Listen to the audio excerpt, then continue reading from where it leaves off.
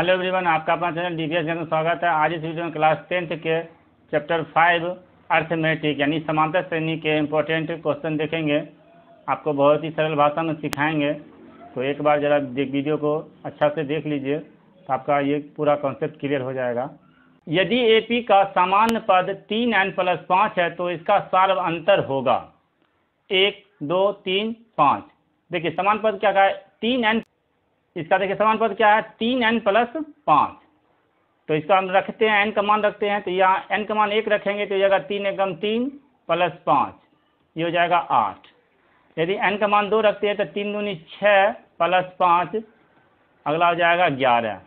और अगर n का मान 3 रखते हैं तो 3 × 9 = 5 = 14। तो देखिए इसका सार्व अंतर क्या हो गया, a2 में से a1 घटाएंगे, a2 में 1 घटाएंगे तो ये जाएगा 11 - 8 = 3। a3 में 2 घटाएंगे 14 - 11 = 3, यानी कि डी क्या हो गया आपका 3, ऑप्शन नंबर सी का। यदि किसी एपी का छठा और 12वां पद क्रम से 13 और 25 है तो इसका 20वां पद है 41, 39, 43, 37। तो देखिए छठा पद दिया है यानी a6 दिया हुआ आपका 13, तो a6 का फॉर्मूला आता है a + 5d = 13। ये समीकरण 1 बना दीजिए इसको। फिर अगला 12वां पद है आपका 25, तो लिखेंगे डायरेक्ट भी लिख सकते हैं a + 11d = 25। ये समीकरण 2 हो जाएगा। अब क्या करेंगे, इसमें से a और d का मान यहाँ निकल जाएगा, तो समीकरण 1 में 2 को घटाएंगे तो ये जाएगा माइनस, ये माइनस और फिर ये माइनस, तो a और a कट जाएगा। 5 में से 11 जाएगा -6d = 13 में से 25 घटेगा तो -12, माइनस माइनस कैंसिल हो जाएगा, d बराबर निकल जाएगा 12/6, d बराबर आ गया 2। और समीकरण 1 में d का मान रखेंगे तो a का मान निकल जाएगा। तो समीकरण देखिए एक है a + 5d, तो 5 × 2 = 13, तो 5 दूनी 10, 10 उधर जाएगा 13 में घटेगा तो a बराबर क्या निकल गया 3। तो आपको देखिए a का मान भी 3 निकल गया और d भी 2 है। तो अब पूछा है 20वां पद, 20वां पद के लिए लिख सकते हैं a 20 = a + 19d, ये फार्मूला होता है। तो इस पर लिखेंगे a का मान देखिए यहाँ निकाल चुके हैं 3, तो ये 3 और +19 गुना d का मान कितना है 2, तो 19 दूनी 38 और 3 41, ऑप्शन नंबर ए आपका सही है। 20वां पद क्या आएगा 41। चलिए अगला प्रश्न देखिए, किसी एपी समांतर श्रेणी का pवां पद q तथा qवां पद p हो तो उसका rवां पद क्या होगा, p + q + r, p - q - r, p + q - r, p - q + r। तो चलिए pवां पद क्या है, q है, तो हम इसको लिख सकते हैं a + p - 1d = q, ये आपका दिया हुआ है। तो इसको तोड़ देंगे तो ये जाएगा a + dp - d, ये दिया आपका q का। इसको समीकरण 1 बना देते हैं। अब यहाँ देखिए qवां पद p है, तो qवां पद p है तो इसके लिए लिखेंगे a + q - 1 × d बराबर ये p का है, तो इसको तोड़ देंगे तो a + dq - d बराबर p, ये समीकरण 2 होगा। अब समीकरण 1 में 2 को घटाने पर तो a कट जाएगा, तो समीकरण 1 में 2 को घटाएंगे तो देखिए ये हो जाएगा माइनस, ये हो जाएगा माइनस और ये हो जाएगा प्लस और ये हो जाएगा माइनस। तो चलिए इसको घटाते हैं, तो यहाँ पर देखिए समीकरण 1 है तो ये a और a कैंसिल हो जाएगा। अब देखिए dp - dq, यहाँ लिखेंगे dp - dq, ये हो जाएगा माइनस d और यहाँ पर प्लस d बराबर q - p। अब ये d और d कट जाएगा, इसमें से d कॉमन ले लेंगे तो ये हो जाएगा p - q बराबर q - p का। अब d बराबर हो जाएगा आपका q - p बटा पी माइनस क्यू। अब इसमें से माइनस कॉमन लेते हैं तो इसमें देखिए होगा माइनस और पी माइनस क्यू, अब बटा इसको ऐसे रहने देंगे पी माइनस क्यू, तो ये कट जाएगा, तो यहाँ आएगा -1, डी का मान -1 निकल गया। अब समीकरण 1 में डी का मान रखेंगे तो ए का मान निकल जाएगा, चलिए रखते हैं, तो ये हो जाएगा समीकरण 1 में रखते हैं ए प्लस और डी का मान रखेंगे -1 गुना पी, और ये फिर माइनस माइनस प्लस 1 बराबर क्यू, तो ए और प्लस माइनस हो जाएगा माइनस पी प्लस 1 बराबर क्यू, तो ए बराबर हो गया आपका, ये पी उधर जाएगा प्लस बन जाएगा, तो पी प्लस क्यू माइनस का 1। अब ए का भाई मान मालूम आ गया और डी का भी आर माप पर निकाल सकते हैं, यहाँ लिखेंगे a plus r minus 1 into d, a का मान है आपका पी प्लस क्यू माइनस 1, ये आपका ए का वैल्यू है, और यहाँ लिखेंगे आर माइनस 1 गुना डी का मान है -1, तो ये जाएगा पी प्लस क्यू -1, इसमें गुना करेंगे तो ये हो जाएगा माइनस आर और प्लस 1, तो +1 और -1 कट जाएगा, ये होगा P plus Q minus R. Option आपका है ऑप्शन सी। अनुक्रम 5, 7, 9, 11 डैश डैश का कौन सा पद 27 है? 13वां पद, 12वां, 11वां, 10वां। तो देखिए ए बराबर क्या दिया हुआ है, ए बराबर आपका 5 और डी बराबर हो जाएगा 7 में से 5 जाएगा 2, मालूम नहीं nवां पद, लेकिन ये टोटल nवां पद क्या दिया हुआ है 27, तो ए एन दिया हुआ आपका 27, तो ए एन का फॉर्मूला लगा देते हैं, तो a plus n minus 1 into d, ये दिया हुआ है 27 के बराबर, तो ए का वैल्यू है 5 प्लस n माइनस 1 और डी का वैल्यू कितना है 2 बराबर 27, ये 5 इधर घट जाएगा, तो n माइनस 1 गुना 2 बराबर 27 में से 5 जाएगा आपका 22, अब 2 बटा में आएगा तो n माइनस 1 बराबर 22 बटा 2, ये कट के हो जाएगा 11, तो n बराबर 11 प्लस ये इधर प्लस हो जाएगा 12, आंसर होगा आपका बी 12वां पद। 81 और 1972 के बीच 17 से विभाजित होने वाली संख्या की संख्या है 111, 107, 105, 108। देखिए ध्यान समझिएगा, इस प्रश्न में बच्चे अक्सर गलती करते हैं। गलती क्या करते हैं कि देखिए 81 और 1972 के बीच की संख्या पूछा, तो 1972 अगर कट भी जाएगा तो इसको आप नहीं पकड़ेंगे, इससे पहले वाला पकड़ेंगे। तो देखिए इसमें क्या है, ये 1972 पूरा पूरी कट रहा है, देखिए 17 में अगर भाग दीजिएगा 1972 में, तो 17 एकम 17, यह आ जाएगा आपका 2, 27, 17 एकम 17, 2, 17 25, 17 छक 102, ये कट गया, यानी कि 1972 जो है 17 से विभाज्य है, तो इसके बीच का तो ये नहीं पकड़ेंगे। तो अब इससे पहले की संख्या कौन आएगा, इसमें 17 घटा देंगे, तो 1972 और 17 घटा देंगे तो हो जाएगा 5, 5 और 1, यानी 1955। तो 81 और 1955 के बीच में का आपको लेना है, ठीक ना। तो 85 और 102 इसी तरह डॉट डॉट डॉट चलेंगे और 1955 तक का पकड़ना है। तो ये देखिए अब 17 से विभाज्य संख्या है, तो अब इसमें क्या वो संख्या हो गिन लेते हैं। तो ए बराबर आपका 85 है, डी बराबर 17 है और एन पूछ रहा है, अंतिम पद क्या 1955, तो लिखेंगे a plus n minus 1 into d बराबर ये 1955 का करेंगे। तो ए का मान रखेंगे 85 प्लस n तो ज्ञात करना है, तो लिखेंगे n माइनस 1 और डी का मान 17 होगा, क्योंकि 17 से विभाज्य है, 1955।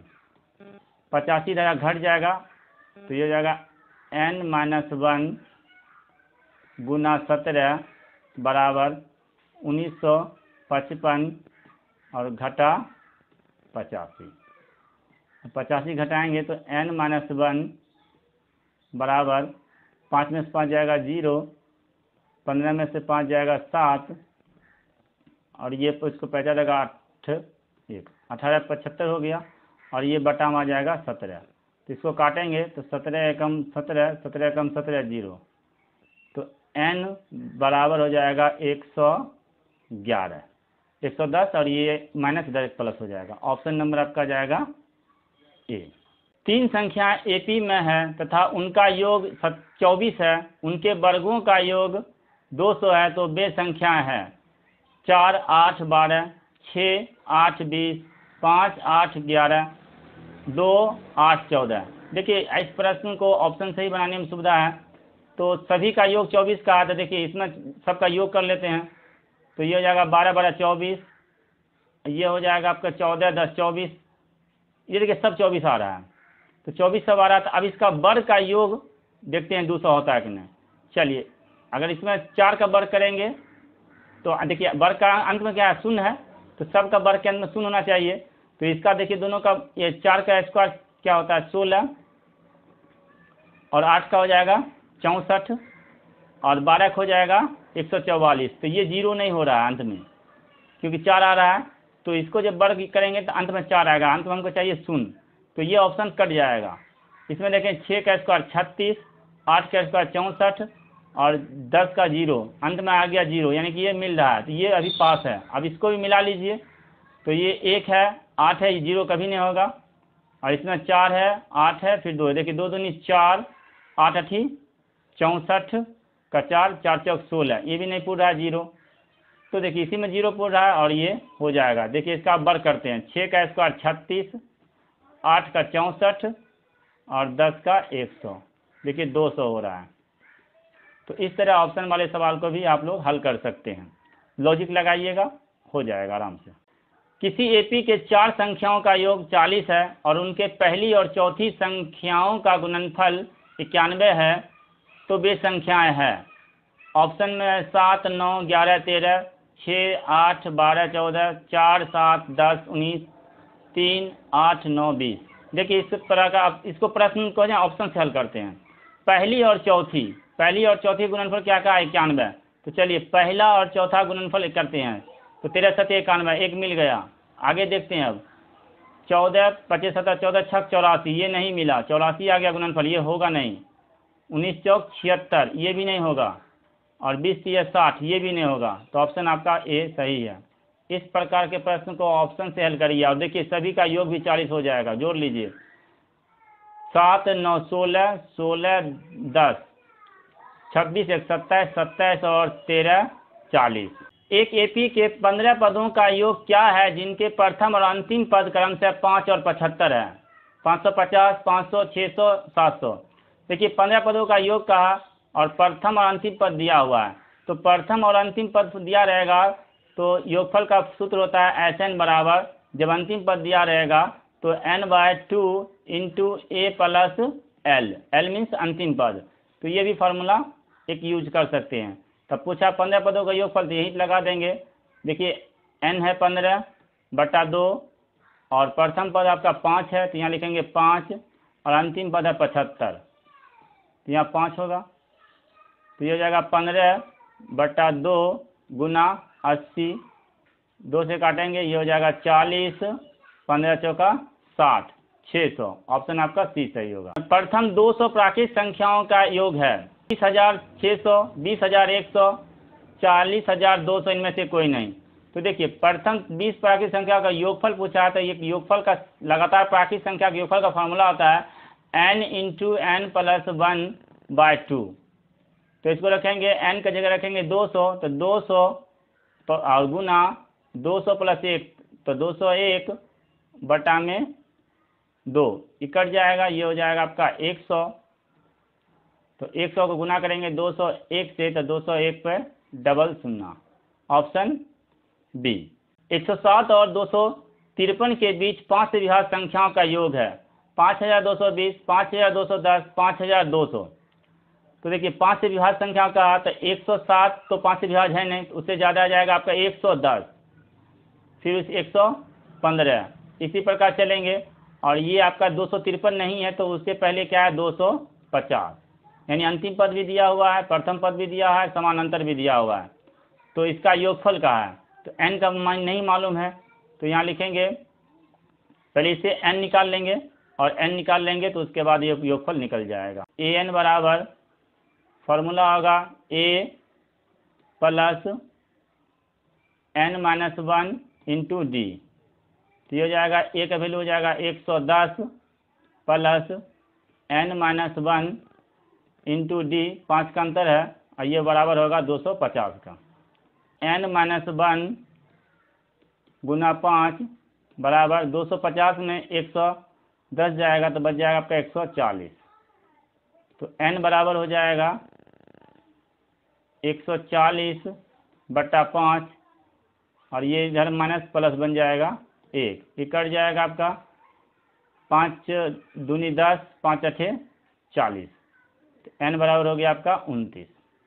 क्योंकि देखिए इसमें अंतिम पद भी दिया हुआ है, अंतिम पद है 250 और प्रथम पद भी दिया है, तो हम इसको फॉर्मूला लगा देंगे 29 बटा 2 इंटू a और प्लस अंतिम पद 250। 29 बटा 2 गुना 360 काटेंगे तो ये हो जाएगा 180।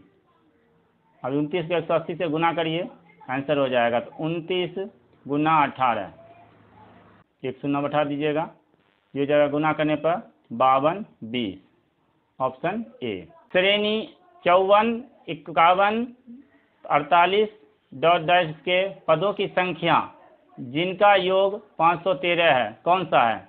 देखिए योगफल दिया हुआ है 513 है और इसमें पद पूछा है, तो इसमें देखिए ए का मान कितना है, ए है आपका 54 और डी कितना है 54 से 51 आया, यानी A2 माइनस A1, ये हो जाएगा आपका -3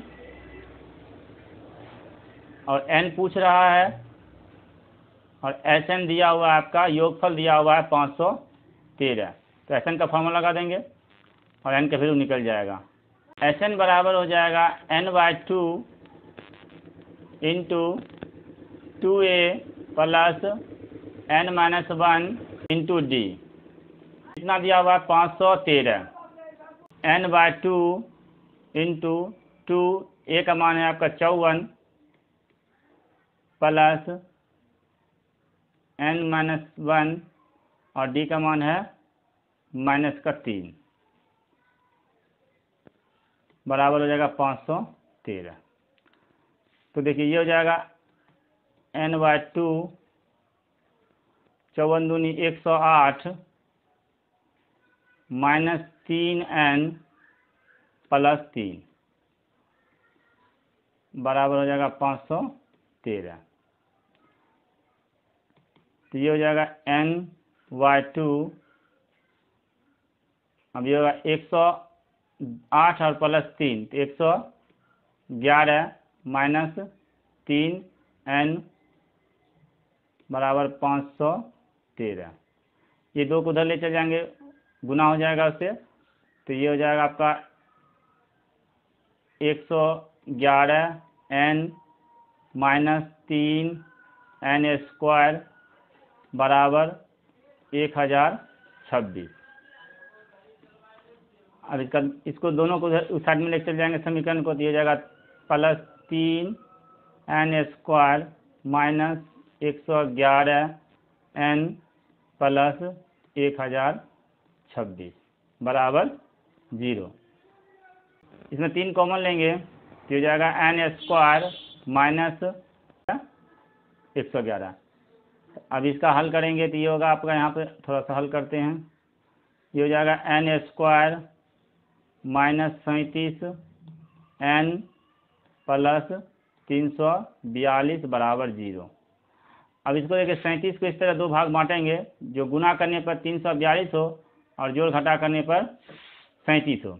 आ जाएगा n स्क्वायर माइनस 18n और माइनस 19n प्लस 342 बराबर 0। तो एक बार इसमें n कॉमन लेंगे तो ये हो जाएगा n माइनस 18 और इसमें माइनस 19 कॉमन लेंगे तो ये हो जाएगा n माइनस 18 बराबर 0। एक बार हो जाएगा n माइनस 18 बराबर 0, तो n बराबर 18।